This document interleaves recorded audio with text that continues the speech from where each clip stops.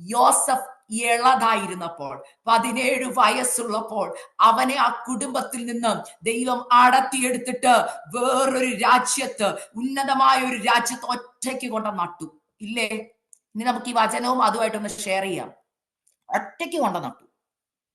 അവിടെ പ്രതികൂലം ഇല്ലെന്ന് പറയാൻ പറ്റുമോ? ചെന്നതേ പ്രതികൂലത്തിലോട്ടാ. ഇല്ലേ? ഒറ്റയ്ക്ക് നിൽക്കുകയാ. പക്ഷെ ആ നിൽക്കുമ്പോൾ ചുറ്റും വൻമരങ്ങളാ. ഫറവോൻ, പൊത്തിഫേറ്, വലിയ രാജ്യം, ആ രാജ്യത്തിന്റെ ഭരണാധികാരികള് അല്ലെ, എല്ലാവരും ഉള്ളപ്പോൾ അവൻ ഒരു ഇളം കൊമ്പായി അവിടെ നിൽക്കുകയാ. കാറ്റുണ്ട്, പ്രതികൂലങ്ങളുണ്ട്, തകർന്നു പോകുമെന്ന് അവൻ വിചാരിച്ചു. എന്നാൽ ദൈവം അവനോട് പറഞ്ഞൊരു വാഗ്ദത്തമുണ്ട്. മോനെ, ഞാൻ പറഞ്ഞൊരു ദർശനമുണ്ടല്ലോ, അത് നടക്ക തന്നെ ചെയ്യും. പരിശുദ്ധാത്മ വീണ്ടും പറയുക, ഇന്നത്തെ കാറ്റ് കണ്ട്, ഇന്നത്തെ പ്രതികൂലം കണ്ട് നീ ചഞ്ചലിക്കുന്നുണ്ടെങ്കിൽ പരിശുദ്ധാത്മ നിന്നോട് വ്യക്തമായി പറയുക, ചഞ്ചലപ്പെടരുത്. ഹല്ലേലൂയ. നിന്നെ മാനിക്കേണ്ട സമയം വരുമ്പോൾ ഞാൻ നിന്നെ മാനിക്ക തന്നെ ചെയ്യും. തലമുറയോടുള്ള ദൂത് അത് തന്നെ.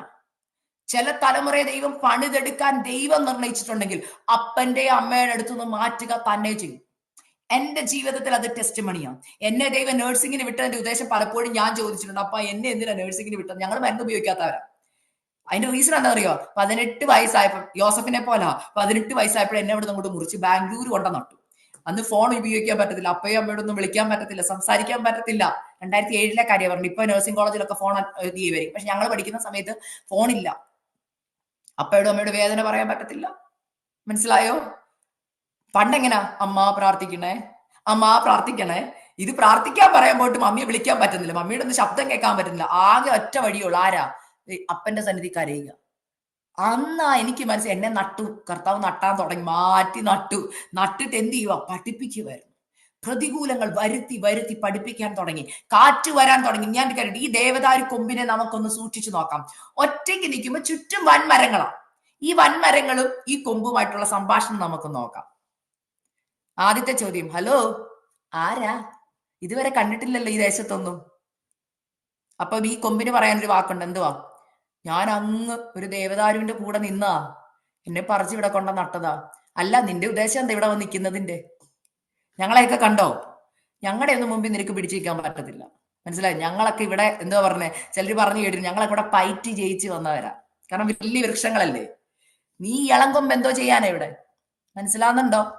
ചില വെല്ലുവിളി കേൾക്കുന്ന ചിലരോട് പരിശുദ്ധാത്മ പറയും, ശരിയാ, നീ മിണ്ടണ്ട, ഇപ്പൊ മിണ്ടണ്ട കേട്ടോ. ഇപ്പൊ നീ വെറും കൊമ്പ. ശുശ്രൂഷയെ നീ വെറും കൊമ്പായിട്ടാ ഇപ്പൊ നിൽക്കുന്നത്. മിനിസ്ട്രി ഇപ്പൊ വെറും കൊമ്പായിട്ടാ നിൽക്കുന്നത്. എന്നാൽ പരിശുദ്ധാത്മ പറയുക, നിന്നെ നട്ടത് ദൈവമാണെങ്കിൽ, നിന്നെ ഒടിച്ചെടുത്തത് ദൈവമാണെങ്കിൽ, പർവ്വതത്തിന് മുകളിൽ നട്ടത് ദൈവമാണെങ്കിൽ, പ്രതികൂലം കേട്ട്, വെല്ലുവിളികൾ കേട്ട് ചഞ്ചലപ്പെടേണ്ട. കർത്താവ് പറയാം, നാളെ നീ ഒരു വൃക്ഷമാകാൻ പോവാ. ആ വൃക്ഷമാകണമെങ്കിൽ ഇതിന്റെ റൂട്ട് അടിയിലേക്ക് വളരെ എന്താ പറഞ്ഞ അധികം പോണം. ദേവദാരുവിന്റെ പ്രത്യേകത, ദേവദാരു, ഞാനിങ്ങനെ സെഡാർ ലൈക്ക് ലെബാനോണിലെ ദേവദാരുവിനെ കുറിച്ചൊക്കെ പഠിച്ചപ്പോൾ അവിടെ പറയുന്നത്, ഭയങ്കര നീളത്തിൽ ഇത് വളരുന്നേ. കാറ്റ് വരുമ്പോൾ ഇത് ശരിക്കും ഇങ്ങനെ ആടും. മനസ്സിലാവുന്നല്ലോ? ഈ ഓരോ വട്ടം കാറ്റിന്റെ ദിശയിലേക്ക് ഇത് ആടുമ്പോൾ ഇതിന്റെ റൂട്ട് ആഴത്തിൽ ആഴത്തിൽ ആഴത്തിൽ പർവ്വതത്തിന്റെ അടിയിലേക്ക് ഇറങ്ങാൻ തുടങ്ങും. മനസ്സിലാവുന്നുണ്ടോ? മുകളിൽ ഇത്രേ കാണത്തുള്ളൂ കേട്ടോ. നിങ്ങൾക്ക് എത്ര പേർക്ക് അറിയാമെന്ന് എനിക്കറിയത്തില്ല. നമ്മൾ ചില വൃക്ഷങ്ങൾ, ഒത്തിരി ഉയരമുള്ള വൃക്ഷങ്ങൾ കണ്ടിട്ടുണ്ടോ?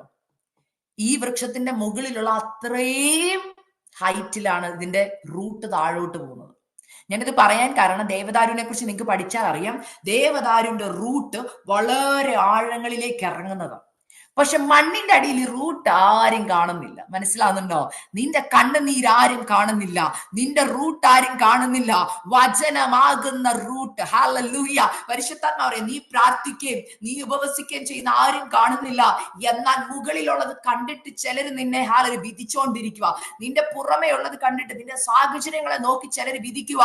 എന്നാൽ പരിശുദ്ധാത്മാ പറയാം, വിധിക്കുന്നവരുടെ നടുവിൽ നിന്നെ നിർത്തിയിരിക്കുന്നത്, ശത്രുക്കളുടെ നടുവിൽ നിന്നെ നിർത്തിയിരിക്കുന്നത് ഒരു മേശ നിനക്ക് വേണ്ടി ഒരുങ്ങുകയാണ്. ഈ ദിവസങ്ങളിൽ ആ മേശ ഒരുക്കിക്കൊണ്ടിരിക്കുക കർത്താവ്. യോസഫ് ഒറ്റയ്ക്ക. യോസഫ് ഒരു കൊമ്പായിട്ട് ഈജിപ്തിൽ നിൽക്കുവോ? എന്നാൽ പരിശുദ്ധാത്മ പറഞ്ഞു, കാറ്റിന്റെ നടുവിൽ യോസഫ് പതറിയില്ല. യോസഫിനോട് ദൈവം പറഞ്ഞു, ഞാൻ നിന്നെ ഒരു വൃക്ഷമാക്കും. ഹല്ലേലൂയ.